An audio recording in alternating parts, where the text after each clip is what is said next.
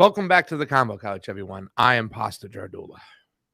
And I'm Fiorella. Why are you smirking and laughing, fam? We're supposed to bring the energy. We're supposed to bring the excitement. Even though we're talking about crazy, harsh stuff that's going on, we're supposed to make it entertaining, new audience, younger crowd, the whole 9 yards, fam, yada, yada, yada. That's Yeah, our you know all about the young crowd, don't you? I have no idea what that means, but I'm gonna just leave it aside. Listen, fam, we're gonna jump right to it because our guest is up Yeah. really, really late to stay with us. But I gotta say this much, as you know, ladies and gentlemen, you guys have been supporting our work, getting our boots on the ground in different areas, and this is why you watch the Convo Couch, not just for the guests that we bring here today, but we also follow her method of getting up off your ass and going to places and actually see what's going on.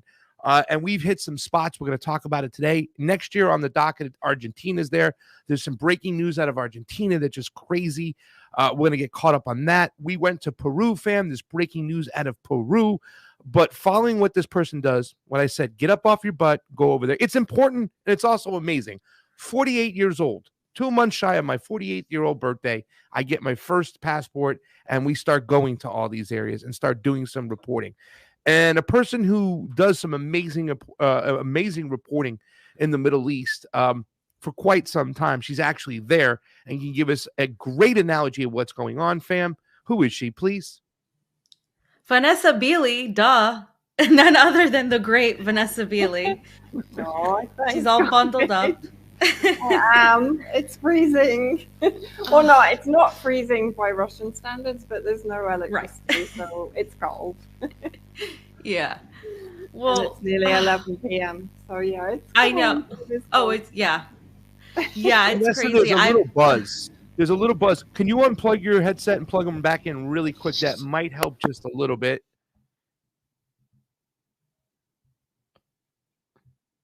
Then you have Now to I can't unmute hear. yourself real quick on the settings. Is that better? The buzz is still there, but we'll deal with deal with it. it. We'll make it work though. So Okay. let's get rolling right into this, ladies and gentlemen. Fam, I'll let you start right on off. Okay. Well, Vanessa, obviously, I love to talk to you anytime. You're a wealth of knowledge, and I see you on RT all the time, which is funny. I look up and there she is.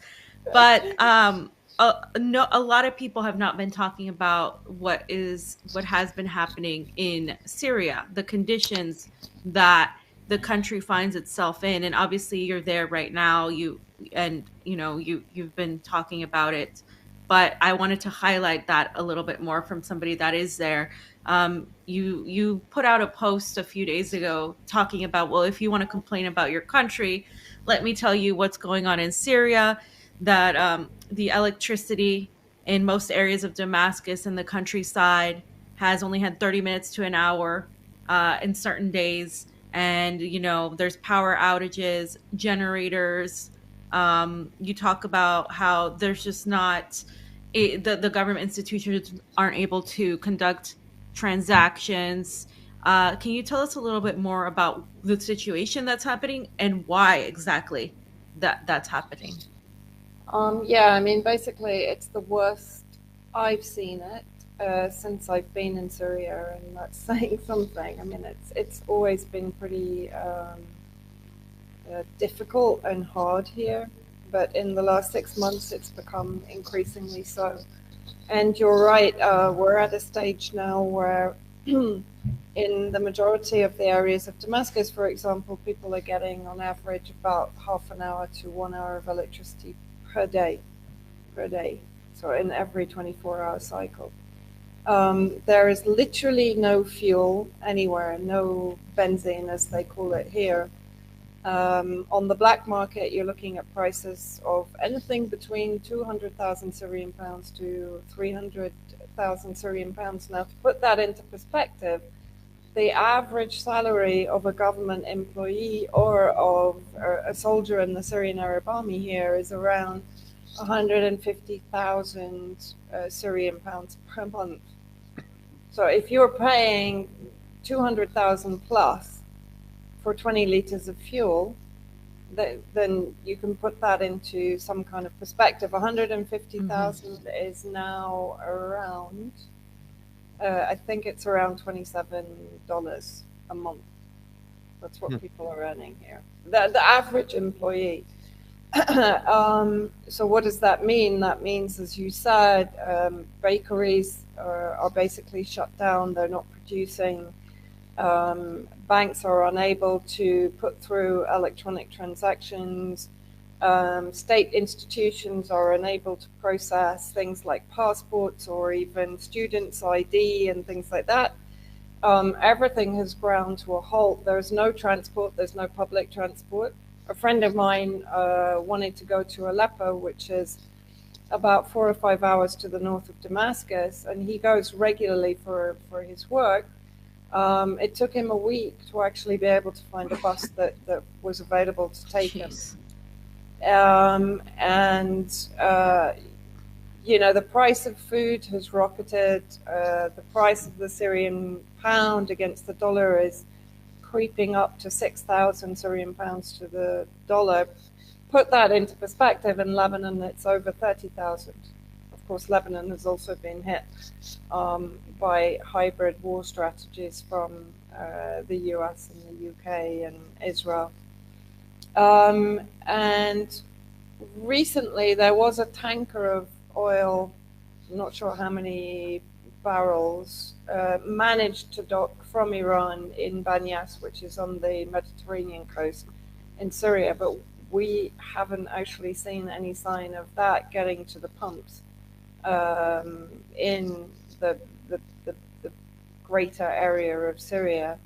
Of course, the US is often preventing tankers getting to Syria, either from Iran or I think also from Russia.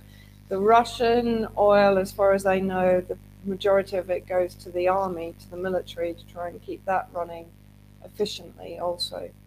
Of course, Israel bombed Iranian tankers bringing oil through Syria to Lebanon also a few weeks ago. And of course, the main reason that we don't have resources, our resources here in Syria, is because the US is occupying them, both directly and through the Kurdish Contra proxies in the northeast. And that has been the case for a number of years. And so, I mean, now actually there are emergency measures here. They've extended the kind of the weekend from Friday to Friday, Saturday, and Sunday. So they've reduced the working hours for people because, I mean, it is literally impossible for people to get to work. Yeah.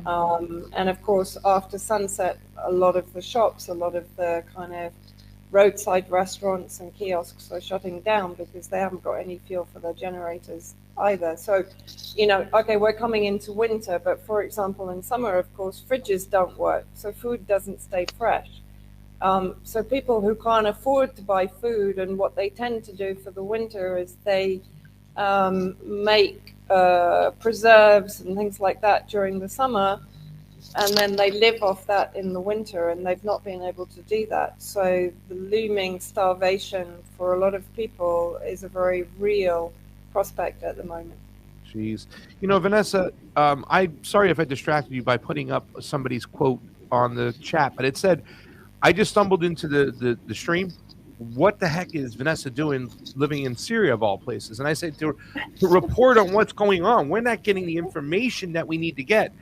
This is the one, this thread that was one of the most shocking, right? And it says, obviously, of all the issues will impact most of 90% of the population. And we've seen the videos back in the days of the drones, the Russian drone showing all this caravan of fuel and goods and services being taken out of the country. And that means the people of Syria will suffer. What do you think it's going to take for people to open up their own eyes and see what's going on and realize the damage we're doing? I mean, everybody's so quick to go, oh my God, stuff in Brazil. Well, you know, I have these people over here, you know, and stick their nose in other places that they want to wag their finger at a communist or something. What is it going to take for people to see the death and destruction that the U.S. government, through their foreign policy, is creating in our name? Actually, I was really shocked when I put out that Twitter thread the other day. at the number of people that said to me, "Oh my God, I didn't know this was happening in Syria." Like, Yeah. Jesus, guys, like we've only been reporting on this for the last 7, 8 years, and the war started in 2011. I mean, people were actually asking me, really? Has the US got bases in Syria? Like, what's the US doing in Syria? Yeah. Um, My mom, she says it all the time. She's like, and I just want to point this out because while you're on this, my mother says, how come people don't know about this? How, if you weren't my son and you didn't have your show and Vanessa Beeley was on your show, I wouldn't know about any of this. This is crazy. How is this possible? Sorry, continue. Yeah, I mean, I was a bit disheartened when I actually started getting like very basic questions on something that I kind of thought everyone was aware of. I mean, we've just had a recent UN report that was actually a really hard-hitting report. Forgotten her name now. Alina something. I mean, I published it up at my Substack.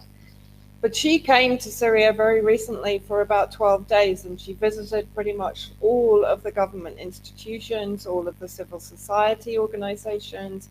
She went to virtually all the areas that are currently accessible and spoke to medical organizations, to hospitals, to nurses and doctors. And she wrote an incredibly hard-hitting report that was published by the UN, which I was quite shocked about, actually. And in it, she describes in a very detailed way everything that is impacting on the Syrian people, the average Syrian person. 90%, as I said, of the population is below whatever poverty line you want to think of. And they are literally subsisting. There's no hope. There's very little medical care available, although the hospitals have done an incredible job in keeping going. But public health care, for example, is struggling because, for example, in the electricity outages, they don't have fuel now to keep the generators going. So operations, of course, are stacking up. They can't replace broken equipment or out-of-date equipment because they rely on getting the parts and the equipment in from Europe, for example. Many of the machines they use came in pre-2011 from Germany, from France, from Switzerland, and so on. And they have absolutely no communication. And bear in mind that sanctions, one, are not supposed to be unilateral, and two, they're not supposed to impact on humanitarian sectors, right?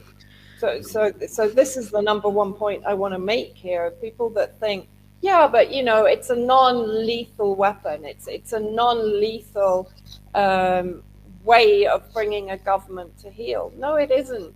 It is consistently and always an attack on the people, on the ordinary people. Why? Because sanctions are there to put enough pressure on the people that they will turn against the target government. Yep. And actually, we saw this in the last 2 or 3 days. There was a kind of uprising in Sweda, which is the Druze region to the south of Damascus and quite close to the Al Tanf American base, where the Syrian Arab Army has recently been running military exercises to get rid of the ISIS terrorist cells that have been implanted there by the US, of course. I mean, this myth that the US is here to fight ISIS is just ridiculous. I mean, they arm, equip, train, recruit, and enable ISIS to carry out operations against Syrian Arab Army and Russian positions.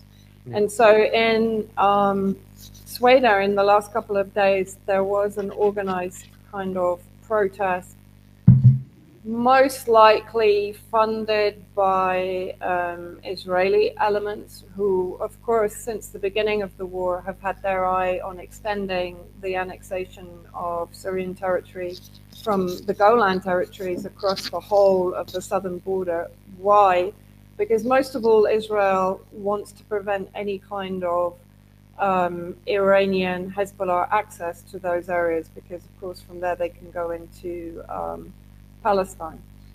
And so there were protests in Sweden. There was a government building attacked. There was a young security officer killed by sniper. Where if we had that before in every single color revolution and Western orchestrated coup, of course, including in Ukraine and Egypt, etc., virtually everywhere that you've heard of any kind of Arab Spring or uprising or regime change, you will see similar tactics being used. The protests were stopped, but the government buildings were destroyed. As I said, one young security officer who had actually been in the army in Idlib and had relocated back down to Sweden because he thought to some degree it was more secure and safer there. He was killed in the protest. So just along those lines, and this is, I guess, my last question on the subject. You mentioned that every single time the countries are in these conditions, obviously hurt by the sanctions, that there is obviously a possibility for regime change for the U.S. and these Western-backed factions to get rid of the current government. Do you see a danger in that? What has the Assad administration done in an effort to combat this? What can they do? I mean, to a certain degree. And also, do you think that there is that danger of a potential vulnerability in Syria? I don't think so. I do think people are really exhausted. They're really at the end of their tether. When you go on Facebook and this whole thing that Syria is a police state, if you go onto Facebook and read some of the criticisms of the government and some of the comments that are being put out by Syrians throughout the Syrian cities and rural regions, you will understand that free speech is probably freer here than it is in the West right now, right? And I doubt very much that there will be anything along the lines of 2011, but the West is very good at pinpointing sectarian differences. It's trying to do the same thing in Iran right now. And of course, in Sweden has had a history of kind of considering itself almost as a little autonomous zone inside Syria. And there are a number of factions that tend to think a little bit like this. And that's one of the reasons why the Kurdish separatists have been able to be instrumentalized by the enemies of Syria to occupy the oil fields, to steal the wheat crops, to basically prevent the Syrian people having their own food, having their own water, and having their own oil, so their own resources, right? And this has also been a tactic from the beginning of the war. The terrorists almost immediately took control of electrical power stations, water supply, agricultural areas. It's a deliberate war against civilian infrastructure, against civilian or against a country's resources, to prevent the civilians having access to their own resources. Yeah. So there is criticism of the government, but what you kind of need to understand in Syria is it's a patriarchy, right? In the West, we always think, yeah, but everything should be a democracy. No, guys, it shouldn't be. When you live in a culture like this, it's a totally different societal structure. It's a patriarchal society and culture. And the president is seen very much as this patriarchal figure. And the love for the president remains absolutely unshakable in this country. whatever criticism you hear, it's like kids complaining about their dad. They'll have a rant to you, right? And then, yeah, but the president's the red line, right? Yeah. So the presidency is almost a different or separate entity to the government, right? The presidency operates on a much higher level. So it's looking to future trade partnerships, economic partnerships, etc. Hence why it's been speaking with Belarus, with Donbass, with Donetsk, Luhansk, Russia, China, blah, blah, blah, right? The government runs the day-to-day business in the country.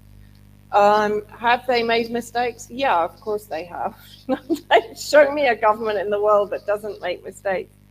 But of course, here, they're up against such extraordinary pressure. You know, any country that wants to assist Syria, they're unable to, because the minute that they publicly are seen to assist Syria in any way, then the Caesar sanctions are put on them, right? This is why this is extraordinary, because the sanctions are not only unilaterally against all the Syrian people, but they're illegitimately against any country that comes to the aid of Syria. Yeah.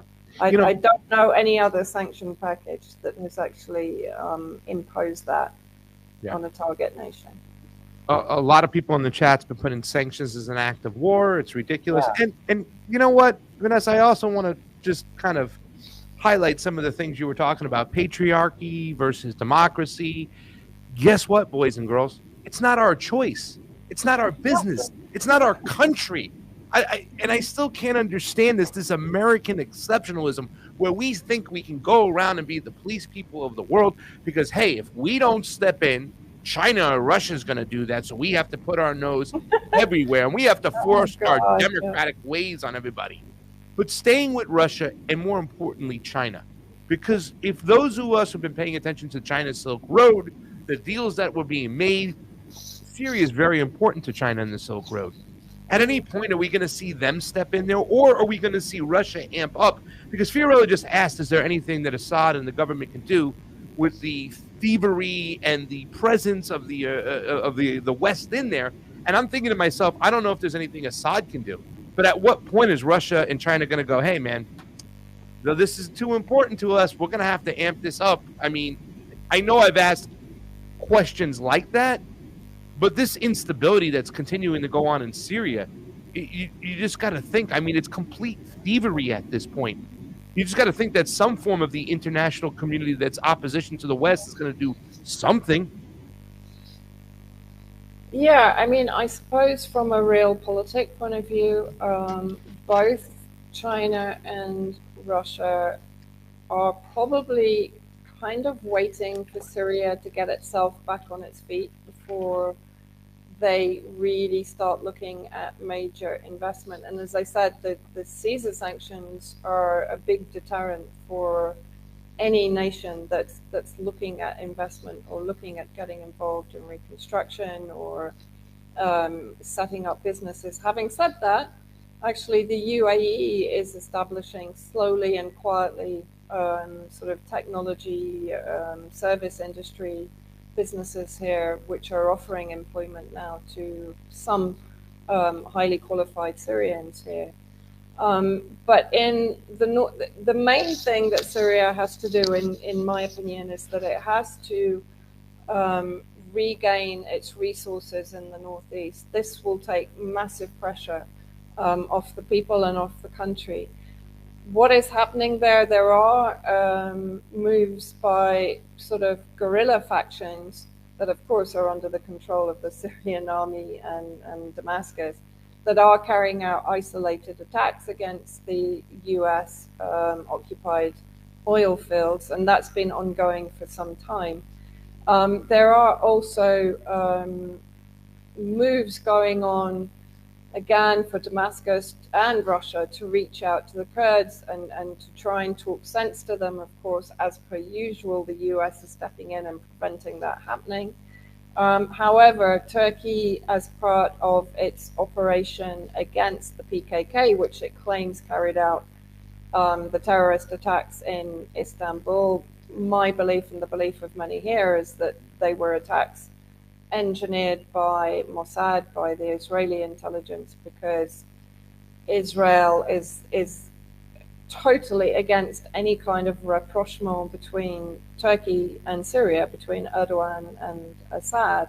And there had been a lot of kind of back channel chatter about that for some time. I don't believe Assad is going to make any moves towards talking to Erdogan for some time. But Erdogan now is carrying out his air campaign against the PKK elements in the north and the northeast of Syria. In the process, and he's also threatening a ground invasion, which I honestly don't think is going to come to anything. But that is potentially to put pressure on the Kurds to talk to Damascus, right? I don't see Turkey as any kind of reliable ally, but at the same time, Turkey and Syria have an enmity with the Kurds in common. And so, and also Erdogan has an election coming up in June 2023. He needs to basically be able to transfer at least 1 million Syrian refugees back into Syria. So in order to do that, he needs President Assad's help. He needs help from Syria itself to enable him to do that.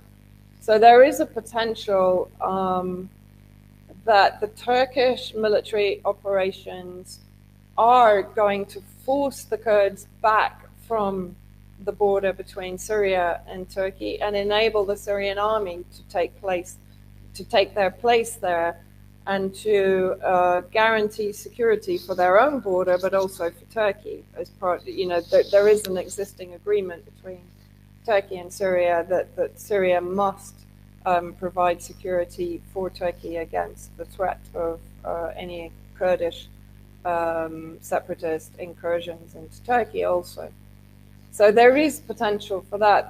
There's a lot of complex situations inside Syria right now. And Russia is, Shaiko, who's the head of the military in Syria, recently went to the northeast to try and persuade the Kurds to come to some sort of negotiated agreement with Damascus. But of course, what happened 5 minutes later, I call them the men in black. There's always like 6 or 7 American officials turn up with their black shades and their flash suits, and they come in and I don't know what they do, if they offer money, if they threaten. But the interesting thing is the Turkish operations have actually damaged quite a lot of the oil fields in the last few days. Now, that's not good for Syria necessarily, but Syria has the ability or the capability to repair those oil fields. The Kurds don't, right? So in the last 2 days, the Kurdish / American revenue has been severely affected. That could also play into Syria's hands, Syria and Russia's hands. I think it's difficult to expect China or Russia to publicly be seen to be financially helping Syria right now. As I said, the situation is too precarious, and there are too many elements at play. But I think people should be aware that Russia does do a huge amount on the ground here in Syria, a lot of which is not publicized, a lot of which is not talked about. For example, even during the Israeli attacks, the air defenses are manned not only by Syrians, but they're manned also often by Russian forces. Russian forces act as advisors in the maintenance of the air defense and so on. So there is a lot of there's a lot of complexity to this conflict and to the entire situation in Syria that, it can't be summed up as a kind of video war game scenario, which a lot of people on social media kind of tend to do and have been doing also about Russia and Ukraine, actually. So kind of shifting a little bit, but also I just wanted to comment that Russia has a very complicated relationship with Israel. Vocally, they'll say one thing, they'll denounce certain things that they do. They'll denounce the attacks on Syria, and when it's covered, they definitely make sure to show a lot of Palestinian, the Palestinian side of things, and this is always a battle for me because, like I've said many times on the show, I don't see two sides in that conflict. I see genocide and apartheid, and what Israel is doing is that, and then I see the Palestinian people. But when it's covered and when Russia does it, it's interesting. I think Russia's going to have to make a choice at some point, because there's that allyship that Israel has with the United States, and Israel has been largely supportive of Ukraine, but not to the point of the United States and the EU. Actually, they have actually not, like, it's funny, they kind of just like play this game, and a lot of people sort of get upset with Russia over this, about them having a relationship, but they also want to maintain peace in the region. They also don't want things to get out of hand, and there's Syria is involved, Iran is involved. Allies of Russia are obviously Syria, Iran, and they're not just going to like allow Israel to do what it wants, I think, but at the same time, there's that. I think there's going to be a point where a choice has to be made, in terms of the support, because it does really seem like, as you mentioned, Israel is trying to expand. Right, when they talk about the Russian Empire trying to expand into the EU, while NATO has been trying to expand east, into Russia, and Israel has been trying to expand as well in West Asia. So I think that there will be some sort of shift happening, and you do have some people here that are loyal to Israel, but honestly, there's a lot more support for Syria, for Palestine, for Iran, just not just regionally, but like economically and in terms of geopolitically as well. So I think that's something to point out. Yeah, and also you've got a very interesting situation now where Benjamin Netanyahu has been re-elected. Now, Netanyahu is what is known as a revisionist Zionist, which goes back to the Jabotinsky era, the kind of almost pre-Zionism era in Ukraine, right? Now, Jabotinsky was famous for setting up an alliance with Simon Petlura, who was the first president of the so-called Republic of Ukraine in 1923. But Petlura, between 1917 and 1920, had been responsible for about 50% of the 60,000 Jews that were killed during that time.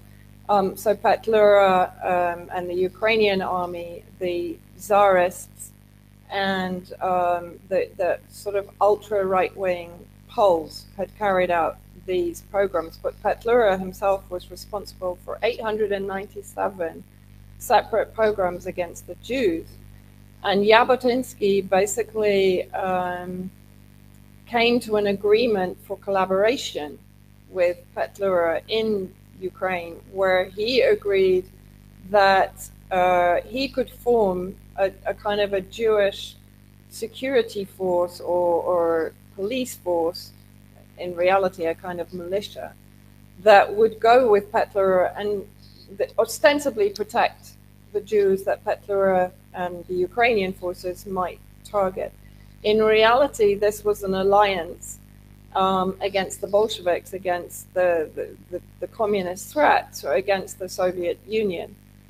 And this kind of connection between Zionism and Ukraine has been a thing for a very, very long time. Leo Pinsker, who created the Lovers of Zion that predated Zionism itself, who was, I think, Polish in origin, but lived most of his life and died in Odessa. Odessa was known as the Gate of Zion, right? Figures in Zionist history like Golda Meir were born in, I think she was born in Kiev, So there is, of course, also Kolomoisky, the backer of Zelensky, and who holds an Israeli passport. I think he holds 3 passports, which is extraordinary. But he has close ties both to Zionism and, of course, he created the Azov brigades. The Israelis had militia actually formed of Israeli soldiers, Jewish soldiers, during the 2014 coup. Israel has been supplying arms to the Azov brigades. All of this is documented, right? But now that you have Netanyahu back in power, because Israel up until now has been saying, no, we're not providing arms to Ukraine, no, we're not, we're not helping. There has been some outcry at the kind of, the glorification of Nazis, basically. But now with Netanyahu back in, you're back in the Jabotinsky era. He's a follower of the kind of Jabotinsky doctrine, which is the iron wall. The iron wall is you can't, for example, live with the Palestinians until you crush them into submission, where they will accept a Jewish majority in Palestine. This is, I mean, I'm really simplifying it down, but people can go and read the actual thesis that Jabotinsky wrote. And this is very much what Netanyahu adheres to, of course. Now, Netanyahu now is establishing a kind of even more far-right militia than has existed before in Palestine to crush, as he describes it, the Arab uprisings there. But I think also you're already seeing medical equipment being sent to Ukraine. And as part of his election campaign, Netanyahu was talking about arming Ukraine. So if that starts happening, then there's a big shift in relations between Russia and Israel. So I think you are going to see, because Netanyahu is basically now seeing his opportunity to follow through on the Jabotinsky doctrine, and of course that is directly connected into Ukraine. Yeah, isn't it crazy how Netanyahu got to step out for the whole COVID shot situation that they were so critical to citizens, and then he's right back in after all that crap happened? It seems coordinated, and somebody did put this here in the chat. I'm going to hand it over to the fam because I know she's got a lot of questions. This is, were the Jews sort of forced to work with these entities or else be massacred inside of Ukraine? Because I've always wondered if it was like a geographical thing, like this is how far. I mean, I'm trying to grasp how they always work together when supposedly. Well, I mean, I think you've got to be careful. The Jews didn't necessarily work with Petlura. Jabotinsky worked with Petlura, and he established really what were secular ultranationalist militia. And that's where the crossover between Nazism and Zionism comes. When you take out the religion, when you take out the Jewishness, and you look at it as an extremist, racist, apartheid, ultra-nationalism, then actually they work pretty well together, right? Wow. So wow. when you look at it like that, because Jabotinsky came under some backlash from then what was it called, the WZO, the World Zionist Organization, I think, that could be wrong. He came under some backlash and he actually left the organization as a result, but he defended his collaboration with Petlura. He never backed down from it. He never said it was wrong. And as I said, the connections between Zionism and Ukraine and the Nazis in Ukraine is a thing that exists now and has existed throughout history. Ukraine, I mean, David Miller, who's far more of an expert on this than me, Professor David Miller, who's come under serious attack from the Zionist lobby in the UK. He basically said to me, Ukraine is a de facto Zionist state. So that's the extent to which the Zionist tentacles have. And I remember, actually, sorry, just an aside, I remember after the Charlie Hebdo attacks in Paris, I don't know if you remember them, but almost immediately afterwards, the Jewish European Parliament was formed. Now, the Jewish European Parliament was supposed to take over from the CRIF, which was formerly the organization that was expanding Israeli interests into Europe. The Jewish European Parliament was established with Ukrainian billionaire money.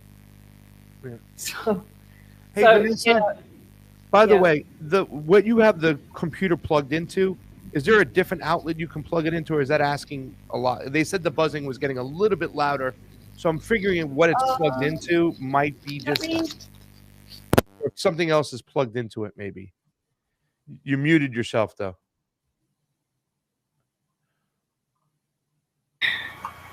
Is it better now? It's a little echoey, but it's better than the buzzing. So we'll go Oh, with okay. that. Sorry, Fan. All right. Go ahead. Okay. No, and just going off of that, you know, we've seen the weird, and I don't think people still understand this, so I just kind of want to like emphasize this. We've seen the Azov emblem, right? The Azov swastika right next to a Jewish like star. We've seen these elements there, not in Ukraine, yes, but it's very strange for people because they get offended because they're like, that's ridiculous. How are you comparing the Nazis to a person that's Jewish? It's like, well, we're not comparing it to a person that's Jewish. We're comparing it to Zionists. There's a difference because Kanye West has come out, right, and said a bunch of things that I think have muddled a lot of things. He has generalized. He has said so many generic things that do sound anti-Semitic, but at the same time, it's kind of backfire too, because it's like, well, now we can't criticize. It's not like we ever could, but now it's like even worse in the West. Like, oh, you can't talk about Zionism. But if you, like you said, if you take out the part of Hebrewism, of the religious aspect of it, and you just look at like the extremity of it, the extremity of we are better than everybody else and we are the chosen people, then it's literally the same thing. So it doesn't surprise me that there are these connections. And I guess just my question is, were these connections only limited to Ukraine? Because after World War II, we know that there was Operation Paperclip, where several Nazis were, of course, adopted and like smuggled into Latin America, primarily Argentina, parts of Chile. And then, of course, you had the very pro-fascist type of governments that arose out of that. You also had some of that in Spain under the Franco regime. And then, of course, you have what the state of Israel became. And a lot of people are saying, well, the people that became the state of Israel were actually, some of them had very close ties to actual fascists, to actual Nazis, and they were not the same people that were murdered in the concentration camps. And there's just so many rabbit holes you can go down that. And I'm not trying to suggest that just for the record that Jewish people are Nazis in any way, shape, or form. I am saying there's an extreme group that has had close ties to that I think goes just beyond Ukraine, but Ukraine has always been, you know, a huge component. Yeah, I mean, I think it's no different to if you, for example, consider the Muslim Brotherhood, which is the political arm of Sunni Islam. And yet many people will describe them as terrorists in suits. Why? Because they have the very similar kind of elitist, racist, supremacist views, extremist views, right? Wahhabism is still a branch of Islam, but again, it has this fanatical element to it. So when you take all of these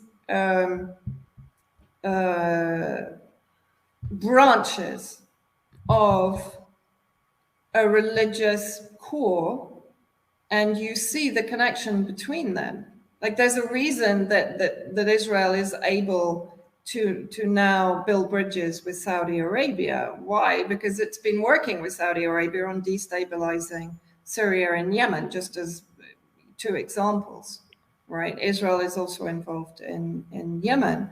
And I think, you know, people get kind of hung up on the religious aspect, right?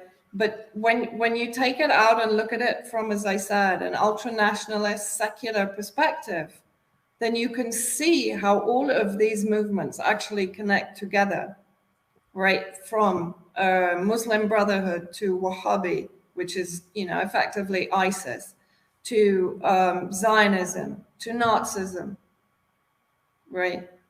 And so you suddenly start seeing the common threads between all of them. And of course, all of them have been created and are being instrumentalized and weaponized by who?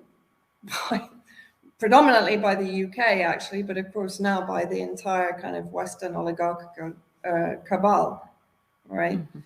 And also, yeah, you talked about the importation of Nazism.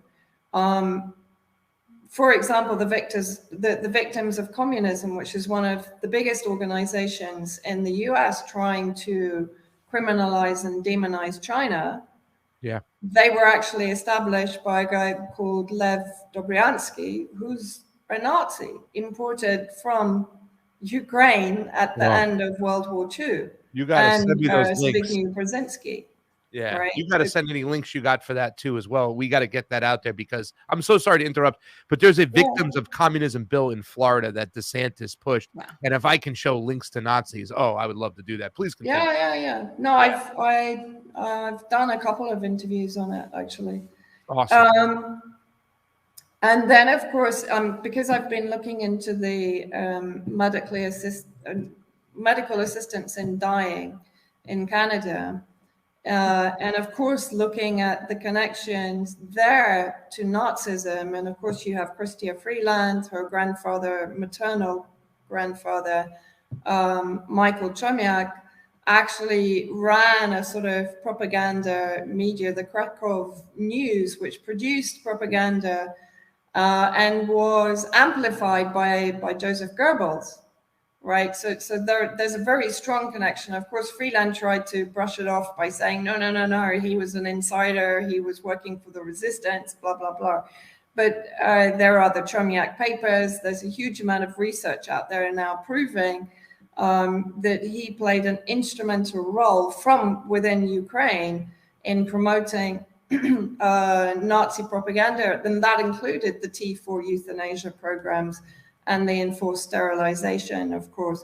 And at the end of the Second World War, the majority of Ukrainian refugees were former Banderites, OUN, so the ultra-nationalist Banderites. And of course, Freeland also wrote for 2 Banderite newspapers in Ukraine before she got into politics.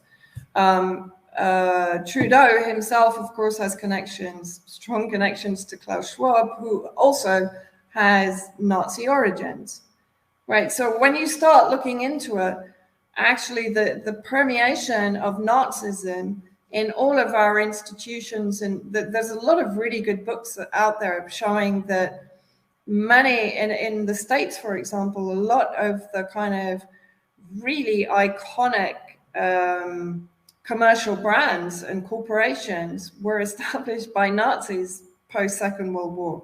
And of course, you have Operation Paperclip. You have, I think it was Stephen Kinzer wrote a fantastic book called The Chief Poisoner, I think, which talks about Sidney Gottlieb, how they imported him into Fort Derrick to work on biowarfare and on MK Ultra, for example. So, these guys are everywhere in our society. And of course, they're instrumental in fighting communism, because when the Nazis began their cleansing programs, even in Germany, their first victim were communists, not Jews, right? The whole Judeo-Bolshevik, specter is what they are all fighting against. And as I said, in the Victims of Communism, it was founded by Nazis to battle communism, because communism is seen, although Russia is can no longer really be described as communist anyway. No.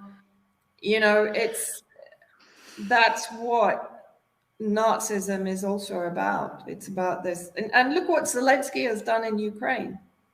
What's he done? He's wiped out the Communist Party. He's wiped out opposition, media opposition. He's executed, imprisoned, detained them, disappeared them. But the Communist Party, I can't remember if it's banned. I know that he's trying to ban the Russian Orthodox Church now. Yeah.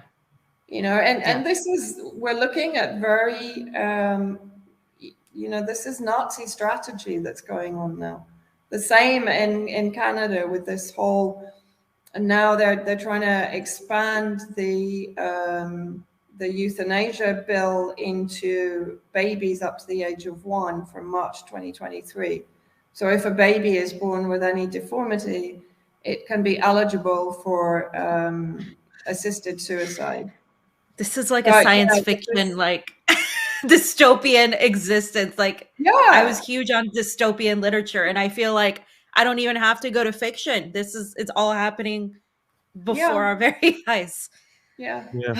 Fam, if you have any last questions for Vanessa, please do so now, because I'm going to play a little video for Vanessa to see something fun. Also, I want to show Vanessa a picture so she can have, you know, a little love from Gomez. Let's take a picture of Gomez. So please, any last questions? Let's hit it up for Vanessa. Vanessa, I got a little treat for you from a friend of ours who talks about Operation Paperclip at a town hall meeting, which is this is one of his best perks. So fam, go right ahead, please. Well, yeah, I just want to clarify. Operation Paperclip was the United States. Gladio was what we talked about with Cynthia Chung in Latin America. But either way, they infested South America, Latin America, the United States government. And speaking of that, my last question is, because we're talking about the State Department, we're talking about the CIA, the NSA, nefarious covert agencies that pretty much put Nazis at the helm of power, right? Then we have people like Elon Musk, and this is just my last question. I wanted to hear what you thought about that. Elon Musk has ties to the defense industry, the military-industrial complex, the CIA, NSA, I mean, Starlink. He has ties to Neuralink. He is the pusher of Neuralink. I mean, he wants to microchip everybody. Somehow he releases these documents called the Twitter files to a journalist, Matt Taibbi. And then so many weird people are involved, like Barry Wise, who's a huge Zionist. Then everybody thinks that this is so great. This is just the biggest story of all time. We should be praising and thanking Elon Musk, which I saw many people I respect do. And I'm just like, what are you doing? This guy, do you not know who this guy is? And so they're thinking, wow, this is great. Elon Musk is going to be different. How can we ignore his ties to these same people, these same institutions that we're talking about here that have been infiltrated with, you know, Zionists, fascists, Nazis, whatever you want to, like a plethora of these people. How can we ignore that and just say, okay, yeah, this is great. This is all what we're getting. I feel like we're getting very superficial, you know, as Pasta calls it, red meat, very hyper partisan. And I just don't really think this is what it is, but I would like to hear your thoughts on that. I suppose I tend to look at it that of course he's part of the billionaire complex. You know, of course he's part of that whole oligarchical structure that is trying to kind of mind map us and put brain implants into us and envisages a kind of hideous transhumanist AI future for us. Yeah. But I do also think there is going to be some kind of schism within that entire complex. You know, they're not all going to agree with each other all the time, and there's going to be fallings out, as there is in any math. Going to be some kind of disagreement and falling out, and someone might step out of rank for a while, you know, just to piss them off and just to get them to agree with them and so on. And you know, but I think the danger is people kind of suddenly forget all of his connections, all of his intentions. And this oligarch becomes the good oligarch because they've done something constructive rather than thinking, well, okay, yeah, but he's still an oligarch. You know? And For me, I tend to think, I mean, look, under Jack Dorsey, for God's sake, Twitter was surveilling us for the CIA. I mean, this isn't, it's really not news for me. Okay, maybe we're getting a bit more detail and they're releasing the messages and so on. But with all the shit that's going on in the world, to me, this is just one big hyper diversion, to be honest. That's how I tend to see it. Maybe I'm wrong. Maybe it's the biggest thing since Watergate. No, you're right. No, you're right. You're right. You're right. No. My gut feeling is don't get too pulled into it because, I mean, for God's sake, we all knew they were doing that anyway. Okay, yeah, now they've released the messages. He sacked a few people, or he sacked most of the Twitter team or management, as far as I can work out. But, you know, I think with anything like this, I tend to think, okay, profit from the going while it's good, but for God's sake, don't think they've got your back. They haven't. No. Couple things I just want to highlight from this before I show. By the way, this is what I wanted to show you. There's Gomez. Ma'am, he took over the Convo couch. It's his now. It's the Gomez couch. You can see him. But I came out yesterday morning, and this is him. I'm like, what are you doing, Gomez? What are you doing? You're embarrassed. No shame. He's doing He doesn't care. He doesn't care. Look at this. Let me make this. Look at this. Look at this dog. Look You're at just this showing dog. everything Gomez has. Whatever, dude. Let Gomez be embarrassed. I love that dog. That dog is amazing. Some of the things I want to point out too, by the way, just some of the highlights. I'm going to play this last video because we're talking about Operation Paperclip and how we have to get this across, because the Americans in the West have no problem working with Nazis. We never have. It's always been a lie to us in our empire education that the United States military was the Captain Americas going around the world, standing up against Nazism and spreading democracy. But you also talked about something. You said sectarian differences. I think that's very important to understand what sectarian differences are, because if you understand what that is, then you understand the methods used by the CIA and other intelligence apparatuses to keep people pitted against each other. So that's a very important word. And you also mentioned Israel's involvement with Yemen. On this show, we talked about the islands of Socotra. What's going on over there? There are some maritime geographical locations that Israel wants to secure throughout Yemen and near Yemen. So that's why them and the EUA have gotten involved. And we've also pointed out the EUA, the United UAE. Arab, I'm sorry, help say it again. UAE, right? UAE, thank you. I get mixed up. People are going to come after me. UAE. Them getting involved and getting some drones from China to help kill some of the Yemenis. So that's why we also say there's also dirt on some other people's hands we have to pay attention to. But thank you so much, Vanessa, for coming on today. Anything else you got to tell everybody before I play this little video so you can watch it on the way out with us? No. Thanks for having me on, guys. We love having you on. You're one of our favorites. You can catch Vanessa. She's on Twitter. She's got a wonderful Telegram, and she's awesome. So just follow Vanessa. All right, so are you. We played this on the morning show. Ness, I'm going to play this for us on the way out. You can check it out. Go check out Vanessa Beeley. This is Alejandro, our good friend, Alejandro Stein, talking about Operation Paperclip at a town hall meeting in Tejas.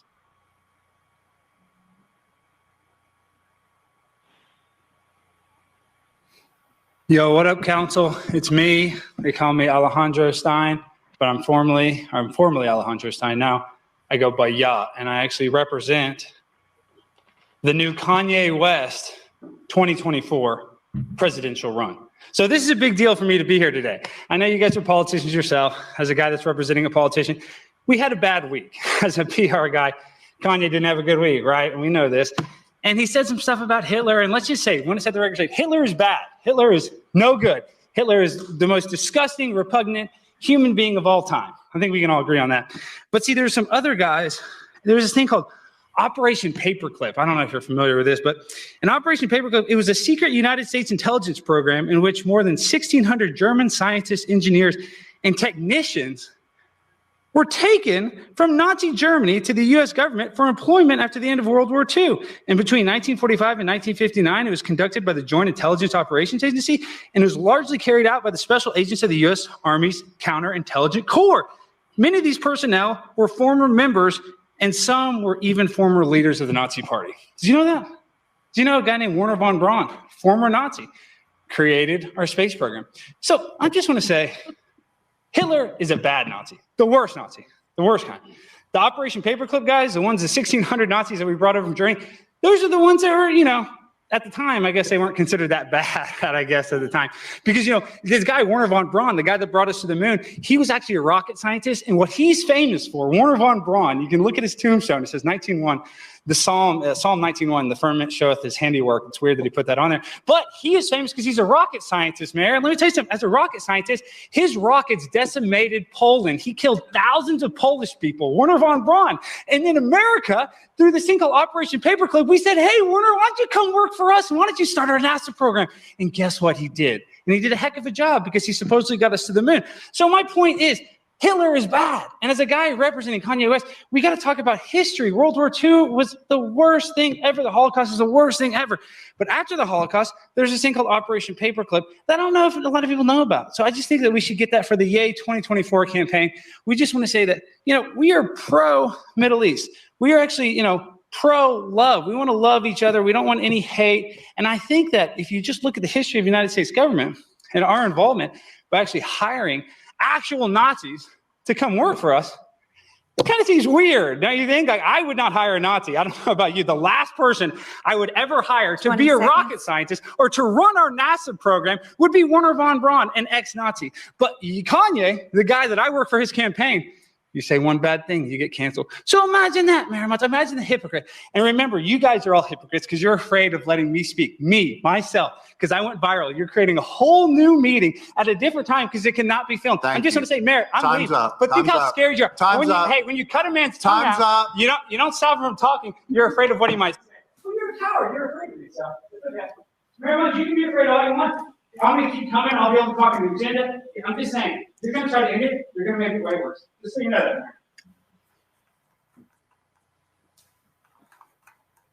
Okay. Well, that was. What do you think? That was Alex Stein. Any thoughts? Yeah. Oh, right, frozen.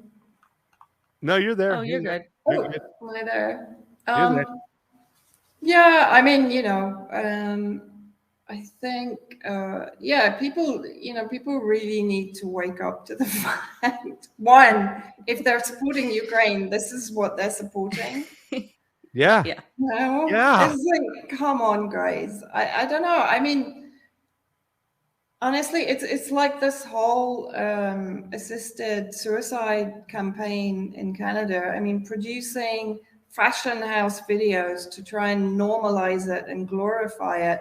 You know, it's no different to Goebbels commissioning the film, and I can't remember the title in German, but in English it translates as I Accuse. And basically it's a film made in 1941 about a woman that had multiple sclerosis and who begged her husband, who was a doctor, to kill her, which he did, and he then had to go to trial. And this kind of romanticized version basically normalized and manufactured consent for the Nazi eugenicist T4 program, right? Mm-hmm. So using a fashion house to make adverts about assisted suicide is no different, in my view. You know, and we're on a really slippery slope. We need, you know, this guy is right. Nazis are bad. Like I think I put a tweet out saying, why do I have to keep arguing this? This is just weird, you know? Yeah. Why do I have to keep arguing Nazis are bad or Al Qaeda is bad? You know, it's insane. Because we live in a cartoon, so that's why. Love you guys. We love you. We love you, Vanessa. Stay warm. Please come back on soon. I'm sure we'll see you in the morning show, Convo Couch again. Your work is amazing, and it's just we can't thank you enough. Have a good night, love. Vanessa Beeley, ladies and gentlemen. And I appreciate Vanessa for staying this late because I know she wakes up super early. You know, I I have a long night to go, so I'm drinking tea because Fam, Russians are you drink back on tea. the desk tonight, or are you done? Yeah, I'm back on the desk tonight. I Okay. start working the moment I do the convo couch, and then I pretty much work until Yeah, yeah. 9:30 in the morning. But this is the So last day of 5 days, right? yes, And then you have yes, the next 5 days off. yes, And I where are you do. going? Thank Are you God. going frolicking, I might go gallivanting, somewhere. Yeah, I have plans. I might go ice skating as well, so we'll see. ice skating? Mm-hmm. Yeah. Mm-hmm. Yes. Guys, we have almost 300 people over on that. Guys, we need you to do us 2 favors. You need to go over to that Rockfin. Chili Love, Lucky Burrito. Do us a favor, share that. Now, listen, we're premium only on Rockfin today, but that means you can always watch us on YouTube or Rumble. We're on Rumble as well. We want to build that Rumble platform. Rumble platform is going to be one of the better platforms, ladies and gentlemen, because we can't do the COVID stuff and the election stuff on YouTube. We're going to go Rockfin Premium only. We understand too, and I don't know if you know this, fam, they raised the price of the monthly subscription to $14.99. No, Yes.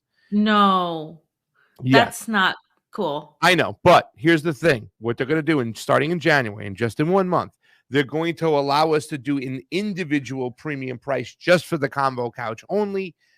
So Oh, wow. a little bit lower, and we will talk about that as well. So you can subscribe directly to the combo couch and for a cheaper price. So we're going to make that available. So don't worry, guys. We're working with Rockfin. They're working with us. It is our free speech platform, our advertisement-free platform. But so goes right now for Rumble until Peter Thiel gets really pissed off at us. I noticed the numbers aren't that big today because we're talking about Syria. We're talking about American foreign policy accountability. And this is a blind spot for some of those conservatives out there, which is Rumble is more conservative is it? than YouTube. This is a blind spot. Our intervention is a blind spot. I know you don't want to deal with it, but let me tell you this. I don't want to hear about your crying about Brazil and all these other countries and shit. Clean your own house. 1,000 bases, hundreds of coups, millions and trillions of dollars to destabilize what she talked about. Look at the sectarian differences. Pour that money on there to keep people fighting with each other. How is that Christian-like? Hooah! You damn straight. Okay, guys. So let's get to the next subject. By the way, let's do it. We did get a Super Ray from our good friend Arem. Convo Couch rocks. My favorite. Thank you, Arem. My favorite too. Hit that thing button. Thank you, Arem. When you say something that's right, I'm gonna go like that. I'm gonna go give you a little. That's right. So let's get started with the next subject. I'm gonna blaze through it, fam, because I know we had a lot of stuff going on. You got a long night of work, but there is some stuff going on. There's breaking news all over the place, fam. So it's that time of year, fam, when we got to get the budget approved, and there's deals that need to be made. Now, I'd just like to say that the Republicans are no champions on pushing back against COVID protocols. In fact, they've stayed silent through a lot of this crap, fam. And silence is violence. Thank you. And now they're trying to use their weight, whatnot, to kind of score some points for the little guys out there who might be anti-mandate. One of those little guys they're fighting for are the troops, fam. Now, here's the other day, KJP, your favorite press secretary, right, telling us that they were going to consider something to maybe ending the mandate because a bunch of Republican lawmakers wrote a letter and they sent McCarthy and said, McCarthy, you want to be the Speaker of the House? You're going to do what we have to say too. You're going to go to them. You're going to ask them to drop the mandate on the jibby jab for the military, fam. So here's KJP the other day. Eliminating the requirement that service members be vaccinated against COVID-19. So clearly they had a conversation, as you asked me about talking to members. The president told him that he would consider it, but also made clear that he wanted to consult with the Pentagon.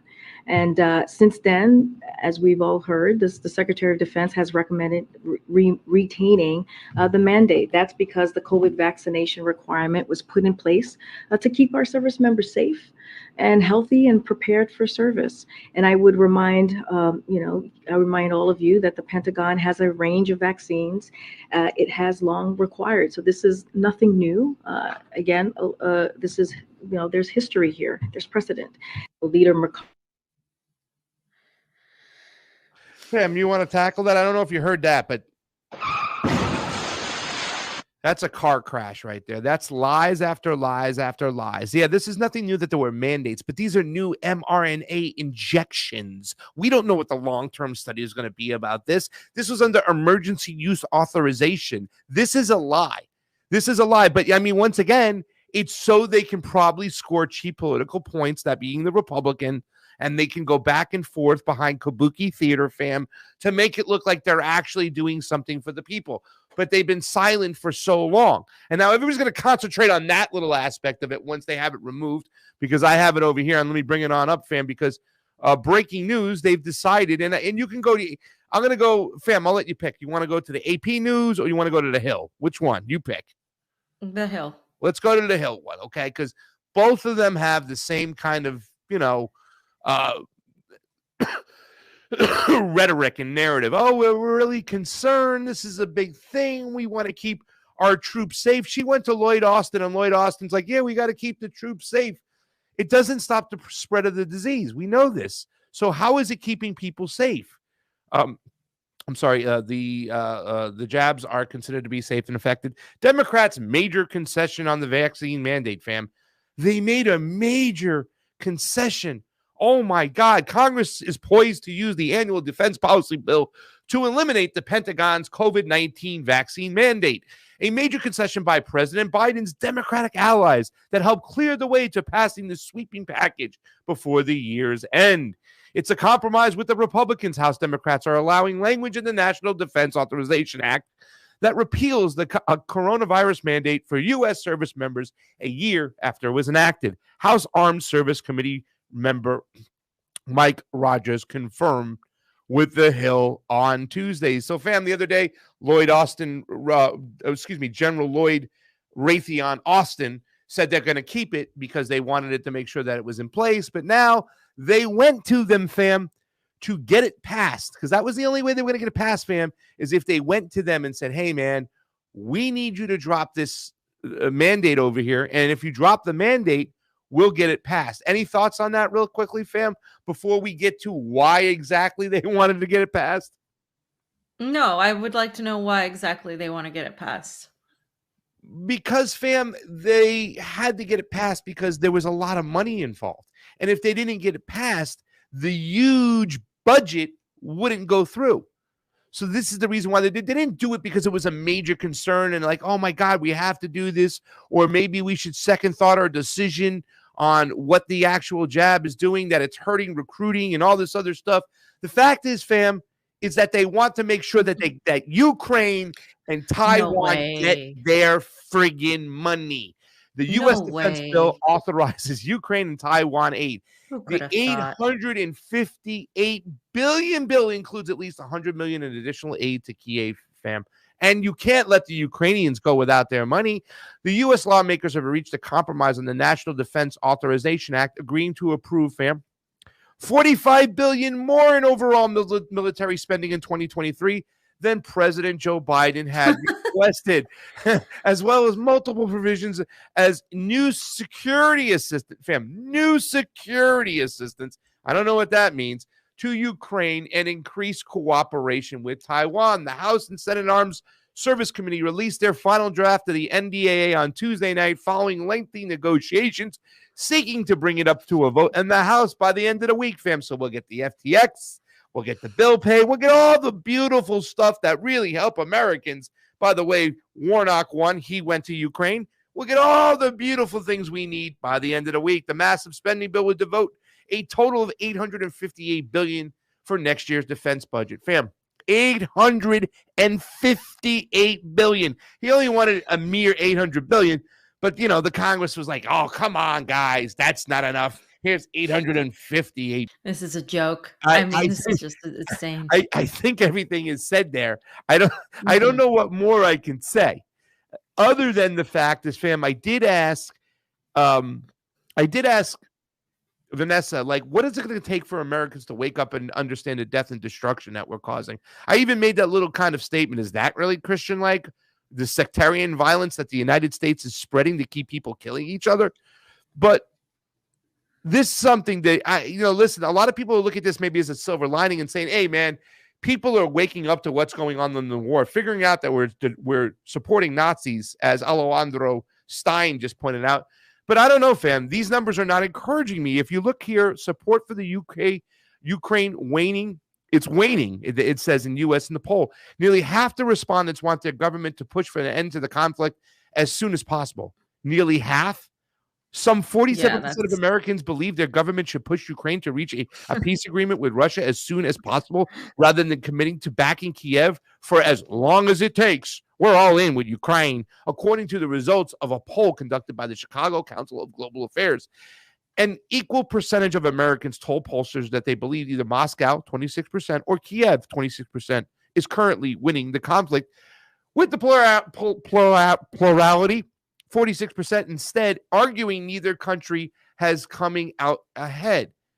Fam, I don't know about you, but those numbers are not encouraging to me. 26% think that Ukraine's winning the war. 26% think that Russia's winning the war. And only 46% think that nobody's winning. This should be like, oh my God, 90%. Like, this is all fucked up. Nobody's winning.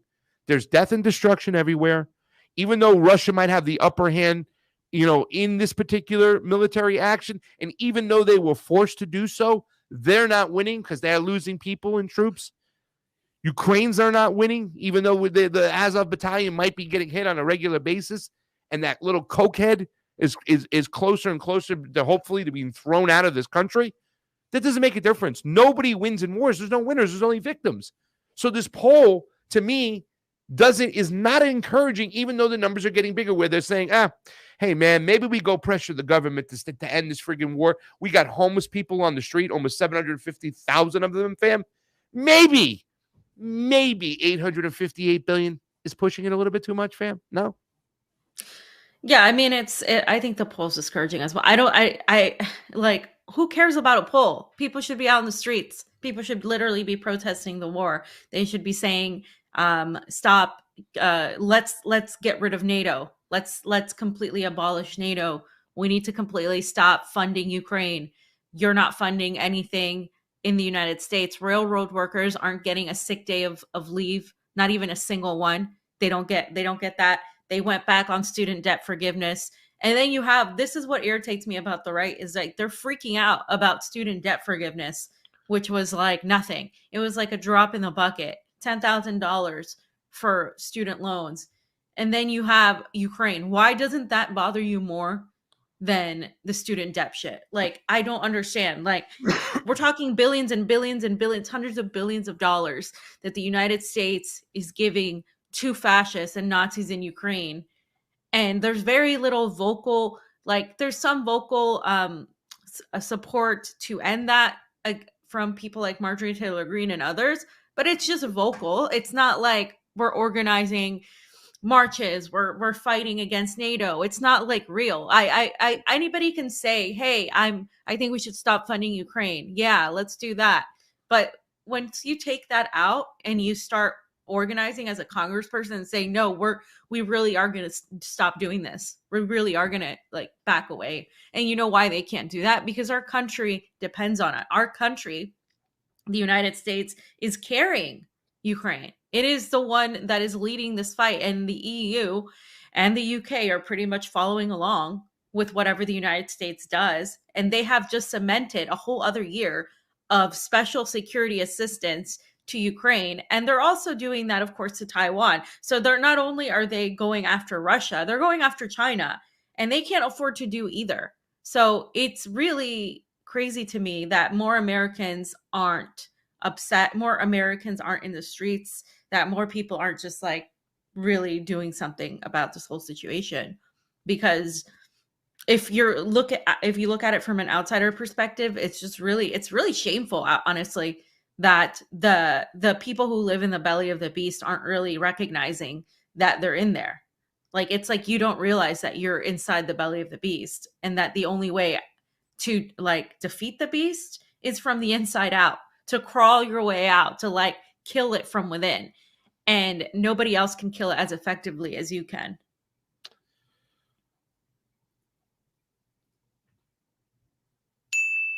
That's all I got to say to that, fam. Great stuff. I mean, yeah.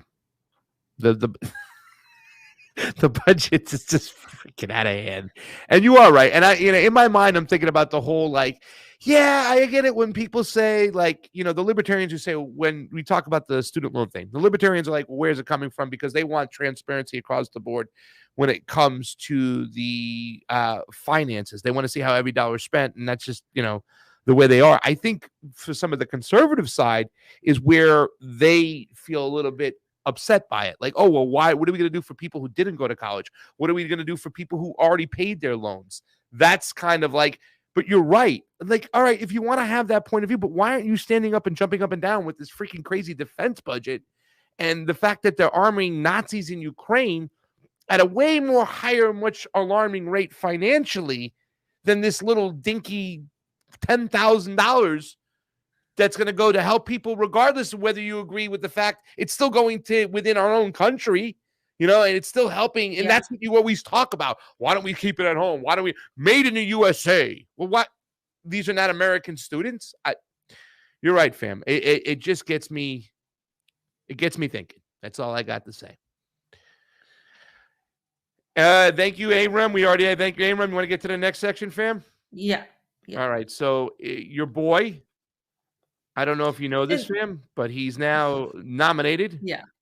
I just wanted to point this out. The year. It's okay. He's Jewish. This is a meme by INN. Fam, I didn't make the meme. Fam, Indie News Network did. The cartoon. We just talked about this. We just talked about this with Vanessa, right? We can't even say anything because he's Jewish, and it's like, he's literally run by Nazis. Like, the army doesn't respect him. They literally don't. There's countless videos of him trying to tell them to do something and they just laugh at him. He's like, the Ukrainian army is run by Nazis. It's run by fascists. I would even say actually specifically Nazis, neo-Nazis, if you want to call them, but Nazis in general.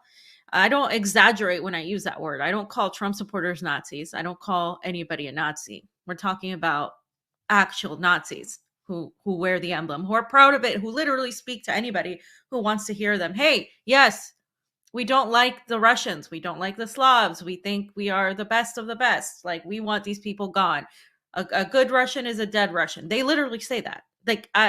So this guy who represents that army, he's the leader, right? He's the president, gets this award.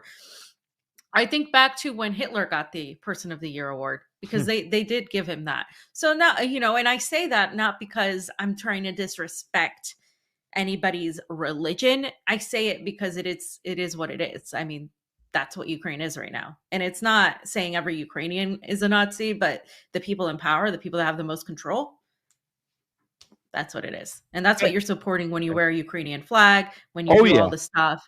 That's who you're supporting.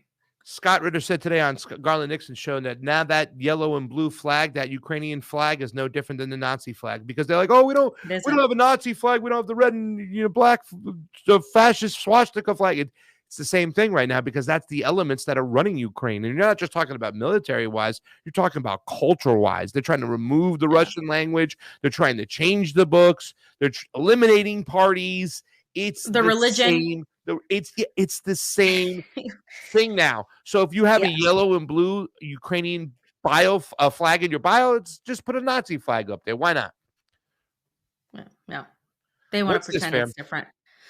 So this is what we pointed out earlier. So this has been talked about at length at RT, but I just want to, in case you haven't heard, Zelensky is banning the Ukrainian Orthodox Church. This is one of the last ties that Ukraine had with Russia. As I've always said on the show and abroad, Ukrainian people and Russian people are brothers and sisters. They're very close, and they have had a commonality when it comes to their language, when it comes to their culture, when it comes to history. There are obviously factions that we talked about that have always been pro-Zionist, pro-Nazi, but that's not everybody a lot of people here have relatives, friends in Ukraine, vice versa. And now Zelensky is trying to get rid of the very last ties that the Russian people and the Ukrainian people have. And he's announced that he is banning the Ukrainian Orthodox Church. And he's now banned news stations, political parties, jailed opposition leaders, and now religious organizations. If Zelensky wasn't Jewish, if Zelensky was a German guy with a mustache, you would say that this was Nazism. You would say that this is fascism. But because one, he's Jewish, two, it's Russia that he's doing this to, that's acceptable. And that is what I have the most problem with, the hypocrisy of people who still want to say, and I was listening to your debate yesterday and I was getting heated. I was like, I need to be in this debate. Yeah, I thought their fucking reasons for saying Putin doesn't have he shouldn't have gone in there, like he didn't have justification, were really stupid. And it was just really, really dumb reasoning. And this is why you don't put someone like me with a libertarian, because I'll shut that down in 2 seconds about how you're virtue signaling like, oh, war is bad. Well, I want to see how gun-toting pro-Second Amendment I'm pro-Second Amendment. Pro-Second Amendment libertarians feel when somebody comes attack you in your house and you don't have, and you're just going to say, violence is bad. We're just going to step aside and let them kill us. That's exactly what you're asking of the Russian people and the Russian Federation to do. Anti-imperialism means you are against the empire. It doesn't mean you turn the other cheek and let yourself get killed by the empire. And that doesn't mean I'm not justifying killing innocent people for those people out there who want to preach from the bleachers or whatever the fuck they want to say. It means that I'm saying I have a right to defend myself against an empire. And if I'm a leader, I have the right to defend my people as a leader against what I'm looking at, the destruction of our country and our people. And nobody's paying me to say this. This is what I believe. And this is what I believed for a really long time. Since the nearly 9 years that the people of the Donbass have been suffering. And of course, if you don't lead with that, your argument to me is dead, because you're only going from February when Putin came in. And that's just the end of that. Fam. Anyway. Fam, why are we going there? Fam. It's like, sorry. Let's hear this. Do us a favor. Like it, share it. We're on. Listen, if you're on Rockfin, go over there. If you're a premium member, go help us out. Go join up to be a premium member, and go watch it over there. That's how we make money on that platform. We got to keep the lights and the electricity on. If not, there's some new talking going on. I believe Fred Edward, our boy, is over on Rumble. Fred, I don't know if there's admins on Rumble or whatnot and stuff, but we're going to do that. We're going to have to make you an admin over there. Let's go hang out with Fred Edward, one of our good old-time school people on Rumble. And if you want to go hang out on the YouTubes, go over there. You got Jilly Love, Lucky Burrito, all our friends and fam over there. We love you. But Fred did make an interesting point. He is on Rumble because we start trending towards the topics that we can't go on YouTube, but we'll be okay for today. But Friday might be a little bit different. We got to see what's going on. We might have some great guests. There's so much stuff going on. The reasons why you watch the Convo Couch are really coming into fruition today and Friday. This is why you give us the coin to get up off our asses and go to Latin America. So many things that are going on, guys. Peru, Brazil, Argentina. We have connections there. We've gone to some of these places. We're going to go to the other places. But let's finish up on America's favorite cokehead, Zelensky, fam. I'm going to play this right now. Сьогодні відбулося засідання РНБО. Засідання, на якому ми розглянули численні факти зв'язків окремих релігійних кіл в Україні з державою-агресором. На жаль, навіть російський терор і повномасштабна війна не переконали деяких діячів в тому, що варто подолати спокусу зла. Що ж, маємо створити такі умови, коли будь-які залежні від держави-агресора діячі не матимуть жодної можливості маніпулювати українцями і послаблювати Україну зсередини. Отже, перше, РНБО доручила уряду внести на розгляд Верховної Ради законопроект щодо унеможливлення діяльності в Україні афільованих із центрами впливу в Російській Федерації релігійних організацій. Друге. Державній службі з етнополітики та свободи совісті забезпечити проведення релігієзнавчої експертизи статуту про управління УПЦ на наявність церковно-канонічного зв'язку з Московським патріархатом за необхідності вжити передбаченим законом заходів.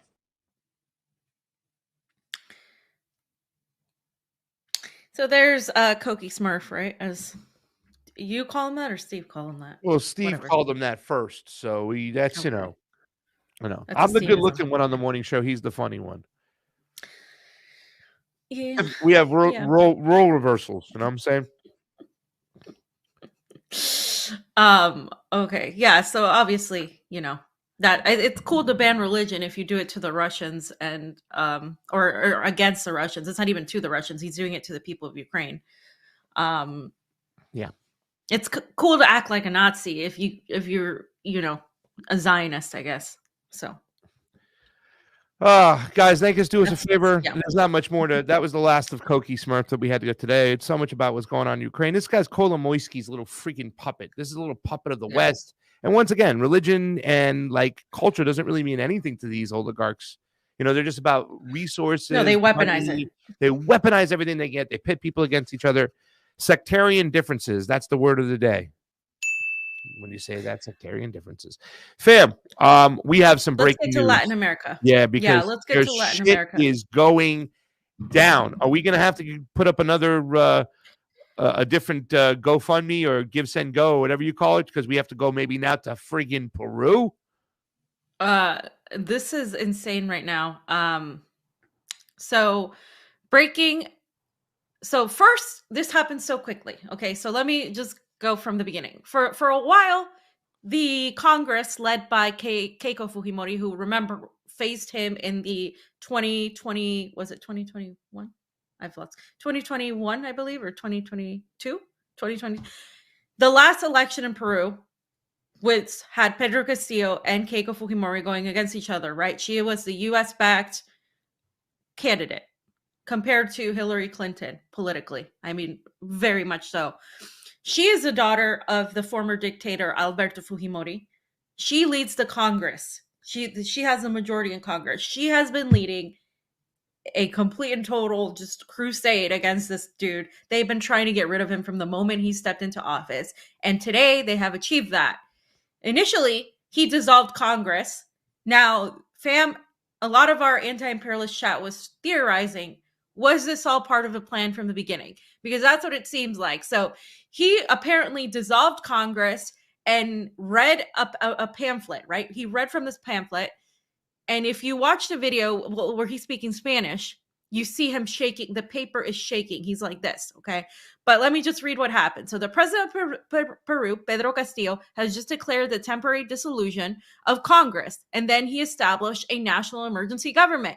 This comes just hours before Congress was set to debate a motion for a legislative coup to remove him, a move that the right-wing forces within Congress have been attempting for months, which is true. Like I just said, they've been trying to do this actually since the minute he took office. Now, he did this and he read from this pamphlet, and we were watching the video. He seems to be shaking, right? And so in our little chat, it was like, well, is he shaking because he's angry, or is he shaking because he's been threatened? And this was the plan from the beginning, because right after this, guys, and you can see what he read. Let's go ahead and watch the second video, right? The video that's translated, I think, from Saskatchewan News. The second link, here? it's a Twitter. It's on the The second link. My bad. I'm sorry. Let me get it real quick, guys. Sorry about that. So in the second, in the video, you'll see he's reading, and he pretty much, in certain parts of the video, the paper starts shaking. So there's two theories: that he was made to read this, that he was put out to actually say this, knowing that he was going to get removed anyway, because what we learned from Bolivia, what we've learned from Latin America, and any pretty much revolts, you need the army on your side, at least a part of it, a portion of it. You need the military forces to be on your side. Everywhere. If you don't have Everywhere. the military forces to be on your side, you're going to lose. Evo Morales was ousted. He didn't really have a plan to be protected. That's one of the things that I always point out. So here it is from Casacho News. Great reporting on the immediately. Here's what he said. Fam, you want me to keep it low and you'll translate? Yeah, can do that. We made the decision to establish an emergency government aimed at restoring the rule of law and democracy, for which purpose the following measures are issued. Temporarily dissolve the Congress of the Republic and establish an exceptional emergency government. Call as soon as possible elections for a new Congress with constituent powers to draft a new constitution with a period of no more than 9 months. As of the date and until the new Congress is established, the country will be governed by decree law. So him. A nationwide curfew is declared as of today,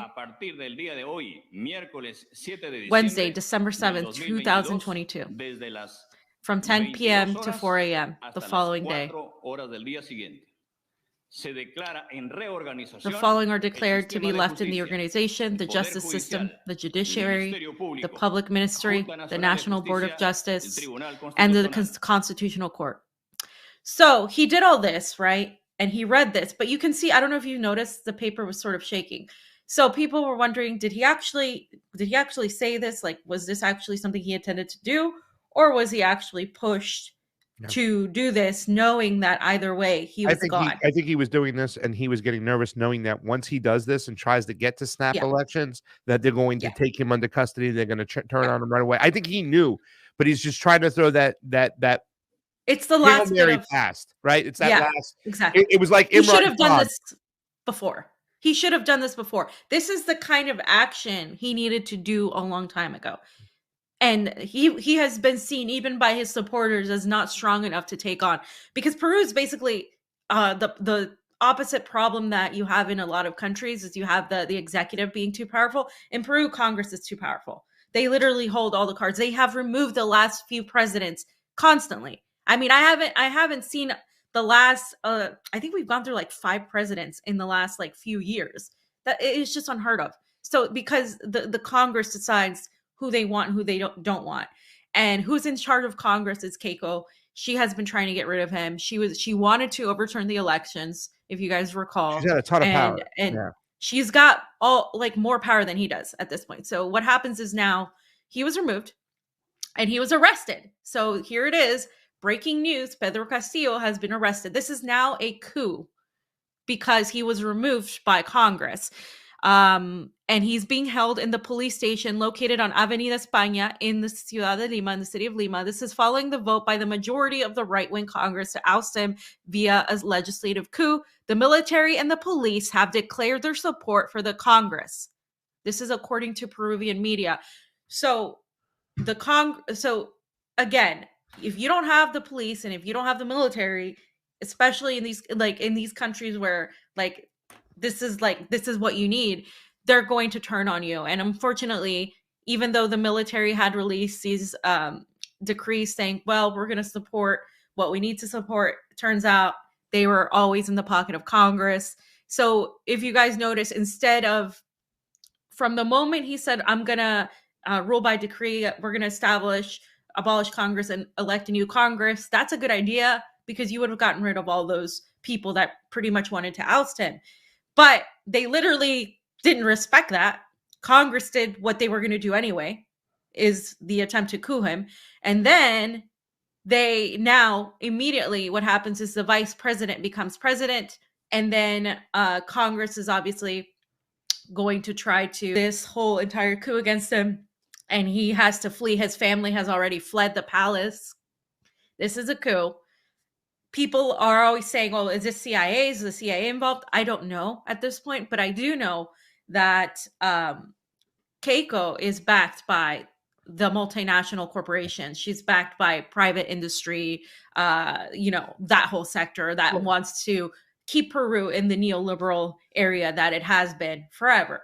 And this is like the one thing, like even from the time of Simón Bolívar, actually, when Simon Bolivar had already liberated Venezuela, had already liberated Colombia, Quito, Ecuador, he came to Peru and he ran into some trouble because Peru was where the Virreinato was, so the center of the Spanish crown was, and they were the hardest to get rid of because they were so loyal to the crown, and that element of loyalty to the West has remained there for so long, and it's just disgusting, and it really irritates the hell out of me because it's like these people just like go along with whatever the West wants, and like it's kind of like the United States. I just get so angry because it's like they're going against their own interests, and obviously they just get led by the media there that's bought it's just so much propaganda as well against Castillo because of his native origin. So there's those racist elements as well. The elements of, oh, poor people that we see in Brazil, must be corrupt. Yeah, this guy's corrupt. The same element that was used against Lula, this guy's corrupt. They were trying to charge him with all these things that saying that he took money and blah, blah, blah. Kind of the same thing. So Castillo wasn't as strong of a leader, though. He didn't really make people feel like he could take on Congress. I just want to piggyback on what you're saying right there before we get to Castillo. But yeah, when you go there, you can sense the way Peru is tied to the West. Not just the COVID protocols that are amped up, that you can't go into a mall without one mask. You need two masks on. But like when we went to the malls there and stuff, and all the corporate businesses are there, you can tell they are tied to the West. It very much feels like they are still entrenched with Western politics, Western ideology. And then, yes, please continue on with Castillo, because then I'll piggyback on that, because we talked about that. When we talked to waiters, bartenders, all that kind of things, and their opinions about Castillo, fam. Please go right ahead. Well, yeah, their opinions about Castillo. Oh, we're afraid he's going to bring communism into Peru, blah, blah, blah. Castillo's not a communist. I mean, like, he even comes from more of like a rural background. So like a strike, like a union, I would compare him to like a union striker, teacher, something like that. Like he's definitely nowhere near anything that revolutionary, but he was definitely more on the side of, hey, we are poor people living in a rich country. So why are our resources being used to benefit the West instead of the people of this country, which any country, by the way, should want? Like, why are our resources being used to benefit outside countries? We need to first take care of our people, and then we can help other countries. Obviously, Peru is one of the areas where that's exploited for the natural resources, just like Bolivia is, and Chile as well has been, and parts of Brazil as well. These are resource-rich countries that have all of these minerals and all of these things that are going to be really, really essential for the future when we're talking about rocks and minerals and things that want to be used for technology like lithium, copper, that sort of thing. And so he was seen as a threat to the multinational corporations that exist in Peru that pretty much continue to drain its money and send it outside of the country. And people see that, a lot of people in Peru, it's in the capital, and let me specify, in the capital of Lima, because outside in the other areas, it's completely different, just like it is in pretty much every country I've ever been to. Mm-hmm. They see the West still as like a status symbol. They want a vacation in Europe. They want to be a part, like, oh, like Argentina is very much this way as well. Parts of Brazil, just like, oh, the white Europeans are better and blah, blah, blah. And then you still have people who have this German last name that run Peru. And they're literally like, they look like straight up from like Germany, but they're Peruvian. And they essentially are some of the families that run the country. So it's actually interesting when we talk about like Nazism and Operation Gladio, there's all those elements that are in Latin America as well. So it really sucks to see this, because for a second I was like, I thought it was weird that this was happening. I was like, how is he doing this now? And why are they allowing him? Because they've been going after him for the last few months. And then immediately and then you get a phone call. and then you get a phone call. It's like They got him in custody, fam. Like, okay, they're not allowing him to do this. And I just want to kind of piggyback on the fact that fam says, when we were talking about the campaign, remember when Castillo was pointing out how American CIA was controlling the drug trade in Peru, and the verbiage was so much more anti-imperialist, whatnot. But then when he gets into office, he tried to please both sides. It was like he was trying to please the conservatives and the left inside Congress, and he wasn't just taking control of the country and going with it. And when you do that, you look weak. Some of the opinions we got from the people in Peru is like, he's weak. He's weak. Yeah. And they don't like weak leaders in Latin America. They want strong leaders. That's why they'll reelect Ortega time and time again, because they want a strong leader they could trust. Not only that, didn't Castillo snub? Who did he snub? Did he snub Nicaragua, I believe? Yeah, he's been trying to play ball with both sides. He hasn't said positive things about Nicaragua, Cuba. He hasn't really said too much negatively, but he definitely hasn't been like outspoken, right? I think he didn't. So that was the communication. Yeah. He was, and this was a communication from the armed forces of the police of Peru. And I just wanted to show people that this is legit. And then the next part, I believe I put is the is that it? I think no. You have two more things. I'll bring them up right now. So give me 2 seconds. But go ahead, fam. Yeah, that was from the armed forces. Yes, that was from the armed forces. They issued 2. The first one, it was like they were just talking about what was going on, and the second one was saying that they were going to be siding with Congress. And yeah, that's going on in Peru. I'm going to bring up probably more on Friday, more information about it. It's very complex politics in Peru, by the way, because it's just so entrenched with a lot of accusations against him for corruption that people swear are real, but I just haven't seen like evidence that it is real. So what they'll do in Peru is they'll like plant money in like your office, and they'll find a way to like suggest that you took some money from somebody, or they'll say, oh, and they'll do a video and they'll film it and they'll work with the media and they'll frame it like, oh, he took money from this person, which often does happen with a lot of people, but they sort of like manipulate everything from behind the scenes to get people to believe that the current president is corrupt, whether they're corrupt or not, as the public believes it because they use the media, and then they get rid of the president. And they've gotten rid of the last few presidents in that exact same way.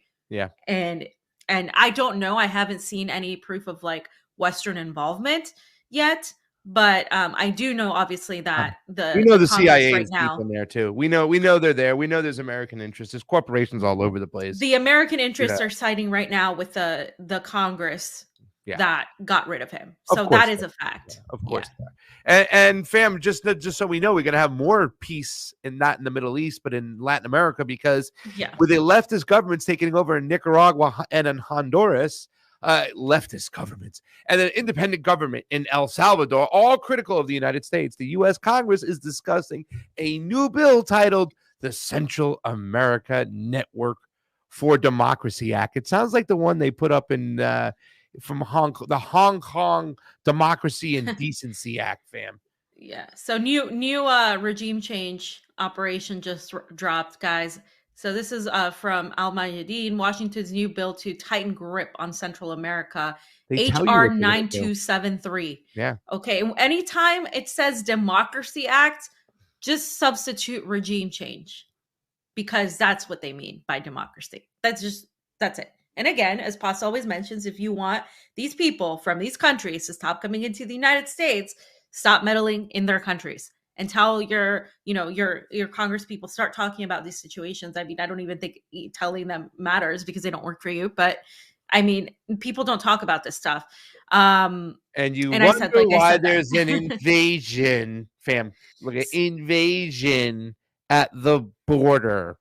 The cartels are taking over, fam. The cartels fixed the election in Arizona. You know what I got to say to that? Go ahead, fam.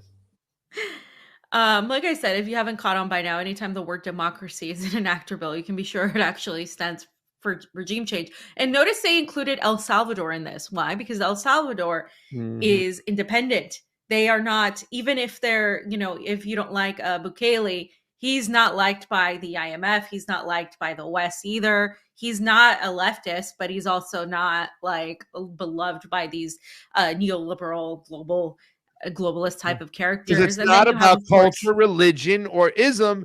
It's just about finances. It's about well, money. yeah, well, it's about standing up to the empire too, because if you stand up to them in any way, whether your ideology is different, they don't want you to be independent of it, right? So that's what's happening in Central America, and I'm sure Terry will be talking more about this, all of this stuff, in the next few weeks. So make sure to catch what the F is happening in Latin America, Please, tomorrow at Yes. 7 p.m. Eastern, right? Or Pacific? Eastern, I believe. I don't. No. Damn I it. think 7 Let me go Pacific. take a look and I'll grab the 4 thumbnail. p.m. Eastern. From it really Yes, quick. make Go ahead. sure so I You- know. yeah. You I'll talk go ahead about and this talk about because this. This is some breaking news, ladies and gentlemen. This is once again. Who does this remind you of? Does this remind you of Lula? I don't know. All of this that's happening in Latin America. I mean, this is all what it comes down to. Again, they accuse these people of corruption. 9 times out of 10, these people they're not guilty of this corruption, but they do this to get rid of the potential anti-establishment, anti-imperialist candidate that could free the country from the grips of the West. This happens all the time. I'm not just making this up. So here it is in Argentina, right next to Peru. Argentina court sentences VP Cristina Kirchner to 6 years in prison. Now, Cristina Kirchner is the current vice president, and she is also the wife of the former president, who was the Kirchneristas. He was the leader of like this revolutionary, not even revolutionary, but just anti-establishment, more pro Argentina, less anti-West, more anti-West. And so a lot of people kind of clung into that, and they really liked him and they liked her. And she's the favorite to run next year in Argentina's election, in October. She says she's that not we running. were planning. We were planning on going to, right? Yes. So this is what happened. A federal court in Argentina has found Vice President Cristina Fernandez de Kirchner guilty in a high-profile corruption case, sentencing the influential politician to 6 years in prison and disqualifying her from holding public office. The decision on Tuesday is expected to be appealed by Fernandez de Kirchner, who has rejected the allegations against her as a stage fable and is unlikely to soon serve any prison time due to governmental immunity. And if you scroll down a little bit, the 3-judge panel declared her guilty of fraudulent administration over irregular public works contracts that were awarded during her time as president between 2007 and 2015, but rejected a charge of running a criminal organization. How nice of them, fam. How nice of them to only put half the bullshit on her instead of all of it. Oh, it's no bid contracts going on. This is like the same thing that happened with Lula. But don't get me wrong, fam. In 8 years, when she gets out and when she's running again or whatever's going on, or when in another election, and the freaking donkeys in this country that are just so duped by waving their finger and blaming a communist for everything, they'll say she's all CIA and none of this ever happened and whatnot. You talk to a lot of people about Brazil right now that are on that side about, this is the globalists taking over. They don't even know that Lula went to jail at behest of the fucking State Department. They don't even know this shit. Just ignorant on this shit. And this is the same thing happening over right now. It's like we're telling you in slow motion what's happening, ladies and gentlemen. In slow friggin' motion now.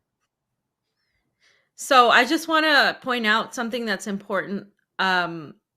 This came after 2 days, 48 hours, after there was a publication of audio that linked the top judges and the businessmen close to Mauricio Marci, which is her rival, and the right-wing opposition in the country. And when we're talking about right-wing opposition in Latin America, I have to reiterate this. We're talking about pro-West, neoliberal, oftentimes paramilitary opposition. Yeah. We're talking about opposition that is backed by the State Department, backed by the CIA. We're not just saying, ideologically they're right-wing. We're talking about where the money ties are, the influence, the NED. We're talking about these oppositions. And so it's interesting to me that this came right after there was exposure of corruption against her rivals. And I think it's important to point that out because people see this and they're like, oh yeah.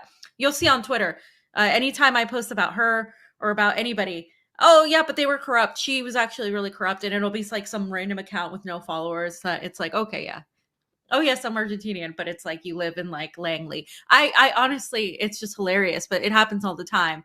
So what we're going to be watching Argentina, we're going to be watching Peru, we're going to be watching Central America, because right now Latin America is moving away from the United States, as we can see, from the West in general, but from the United States. They have elected people that, for better or worse, however you like them or not, are actually trying to make connections with China, largely. China would be number one. And they have decent relations with Russia. In fact, if you have a Peruvian passport and you go to Russia, you can like come in with like nothing. You don't need a visa, you need nothing. And I learned this, and even my dad has said, oh yeah, Peru and Russia have had good relations for a while. So it's really interesting. I might actually go get that passport because it would just make my life so much easier than being an American. Like passport wise. So yeah, and again, so this is Terry tomorrow. Very important, guys. This is a great show. Eastern. On yes, WTF is going on in Latin America and the Caribbean, decolonization, multipolarity, and the demise of the Monroe Doctrine, with author, professor, and deputy director. Oh, this organization is really important. The organization COH official. If you click on it real quick, the Council of Hemispheric Affairs, this is a really big organization. And they really point out a lot of the just foreign policy the U.S. has with Latin America. So I would definitely check this one out. This isn't just, this is somebody that knows a lot. So make sure to check it out tomorrow at that time. If not, check it out later because it'll be really, really good. And again, Terry just knows so much and she always brings on great guests and often guests that we've been on the ground with and stuff. Remember, YouTube Live, at the Convo Couch, at Pink Action, at popularresistance.org. You know what we're doing. This is What the F is Happening. Terry Mattson, our comrade. What are you doing? I thought you were going to do something and you didn't do anything. No. But that's it, guys. We're going to keep track of what's going on. Maybe we'll have a guest to talk about Argentina. On maybe Friday, to hopefully. Talk about what's going on in Peru. We'll see what we can do. There's a lot more there. For sake of time, I have to leave in an hour to go to work. So we'll get you out here. Thank you to all our Patreons who helped out. Thank you to everybody who's subscribed on Rockfin. The membership's going up from $9.99 a month to $14.99 a month, $14.99 a month. But don't worry, at the following month, we're going to be able to do a direct Convo Couch one for a cheaper price. We're going to be able to work that out. So thank you to all who helped out. Remember, if you guys do have a few extra bucks and you want to throw on in, we still have this going. The Give, Send, Go, the Convo Couch Brazil, givesendgo.com/Convo Couch Brazil. That's always going on. Remember the morning show too as well. Every morning from 7 a.m. to 10 a.m. Pacific Standard Time. Tomorrow we got Addy Ads coming on and also somebody from the Daily Clout talk a little COVID stuff. So fam, that's what we got going on. So tonight you're still presenting on the desk and we will be able to see you tonight on Rumble. Guys, that's it for today. Thank you so much for joining us for Pasta Jardula. Fiorella. Combo what, fam? Oh, I thought you were going to say something else. Pasta on the ones and twos or something. Pasta on the ones and twos. Okay. Combo out. See? God.